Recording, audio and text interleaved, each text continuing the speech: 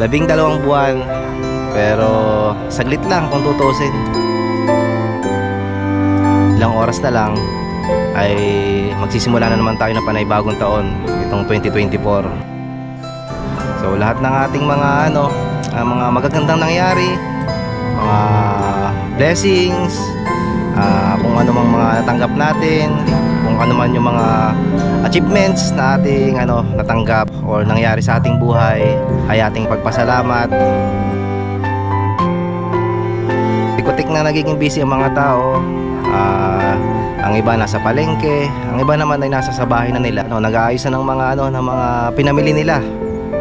So yun, kagaya ng ating ginagawa, tradisyon nating mga Pilipino na maghanda ngayong sasapit na bagong taon. So ito na yung nagkakasama-samang buong pamilya.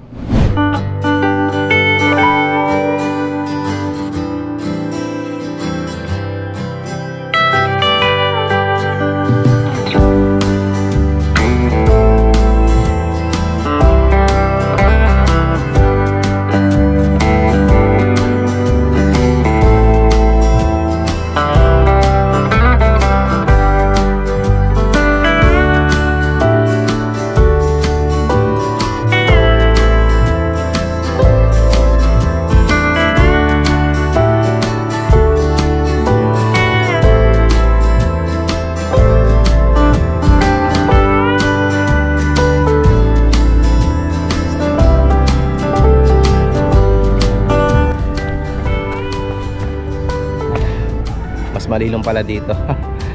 Good morning. Napakapayapa dito. Medyo malayo-layo sa sa kalsada. Ayun. Doon ang Bridge of Progress. Nasa ating bandang unahan. So andito ako sa Kalumpang River, dito sa may dike.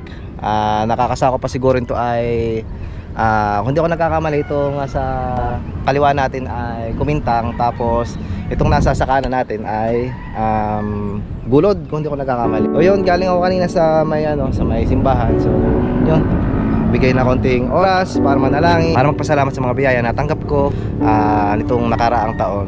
So yun, sana lahat tayo ay nakapagpasalamat na sa mga biyaya na tanggap natin. Ilang oras na lang ay atin ang sasalubungin ang bagong taon, itong 2024. Napakabilis talaga ng ng panahon. Hindi natin namamalayan habang dumadaan ang araw, ang linggo, ang buwan, ay unti-unting natatapos yung taon. 12 buwan, pero saglit lang kung tutusin.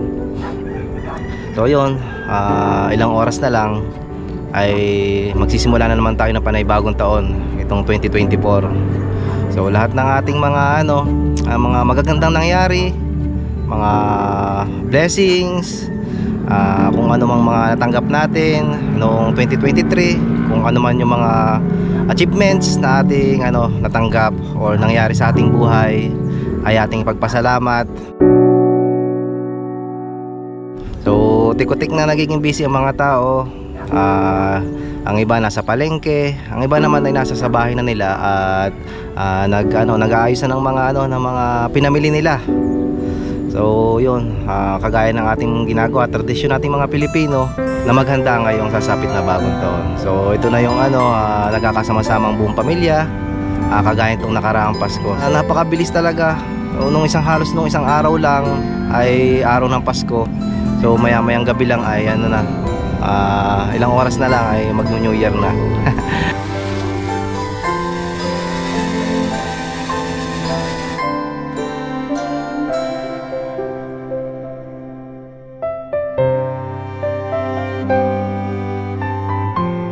So simpleng salo-salo lang gagawin ko sa bahay mamaya. Ang mahalaga lang naman ay makasamang pamilya. At ayun, pinakamahalaga sa lahat yung masaya kayo na sasalubungin yung panibagong taon.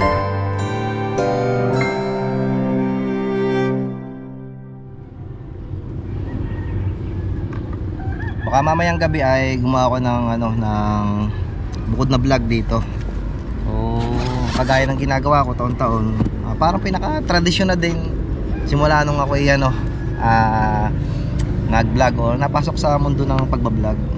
So parang ginagawa kong kumbaga memories yung aking mga video na ginagawa. So syempre hindi mawawala yung gagawa ko ng video ng ng New Year, ng Pasko.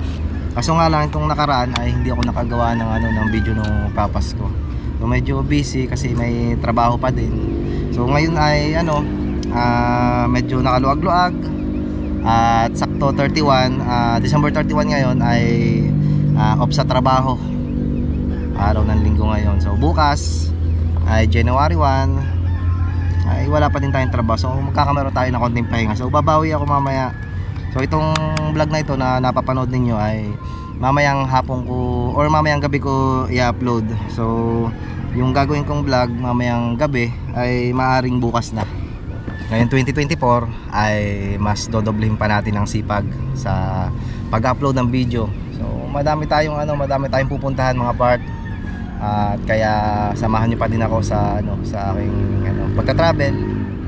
Ayun, kasama ng ating motorsiklo na si Blossom. So medyo ayun, napapagkamalan tayo kasing motovlogger, pero dati parang more on ako pagmumotor, motovlogs.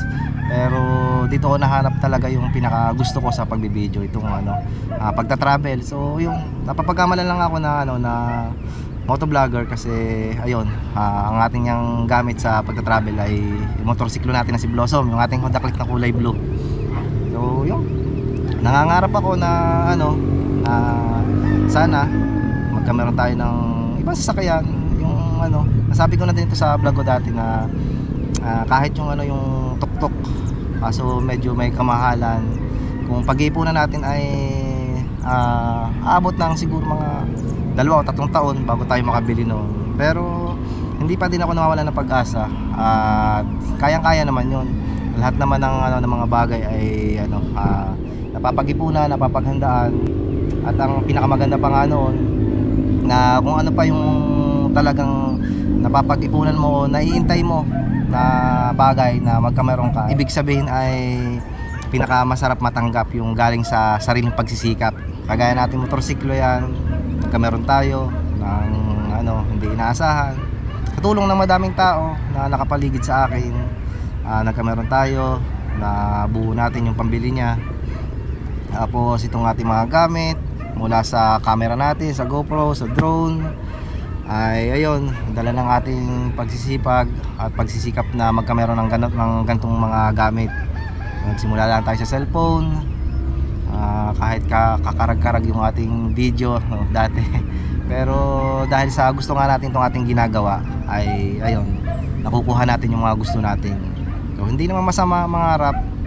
At ayun, kahit pa gaano kataas, at mas maganda pa nga, kagaya ng sabi ng iba, mas maganda pang mangarap ng mas mataas. Kasi kapag hindi ka nagtagumpay, andun ka na din sa lumagpak ka man ay konti lang, at least na doon ka pa din sa taas. Kasi sa mangangarap ka ng mababa, na mas masakit yon kapag hindi mo nakuha, kasi nasa baba ka na, mas bababa ka pa. Dahilan kung bakit hindi ako masyadong naglalabas ngayong December, kagaya ng sabi ko dati, na dito lang ulit ako mag-ikot-ikot sa amin kasi may pinaghahandaan niya ako na biyahe.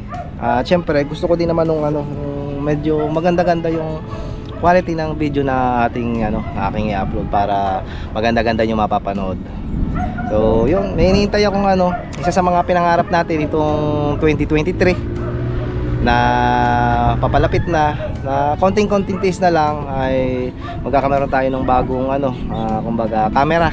Yung nasabi ko na dati na pinapangarap ko na gusto ko din magkameron ng Insta360 na yun nga, buwan ng September ata, August or September, na nag-umpisa akong pangarapin yung camera ngayon para maging maganda itong aking mga ginagawang video.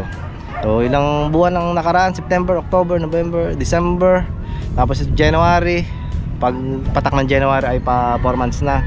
Pero ayun, Sabihin ko na sa inyo na malapit-lapit na, konting-konti na lang at magkakameron na tayo ng Insta360. Akin ang kiniklaim na malapit-lapit na magkakameron tayo. Siyempre lakasan lang lagi ng loob yan.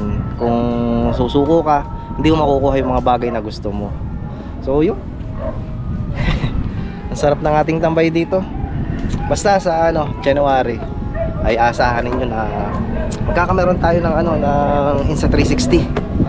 At maganda-gandang camera yung kapag yung nagmumotor tayo. Magiging mukhang motovlog na naman tayo, pero more on travel tayo mga part. Papakita natin yung mga lugar na hindi pa natin napupuntahan. Kayo hindi nyo pa napupuntahan at hindi ko pa din napupuntahan. Sama-sama tayong puntahan yung mga lugar na hindi natin alam.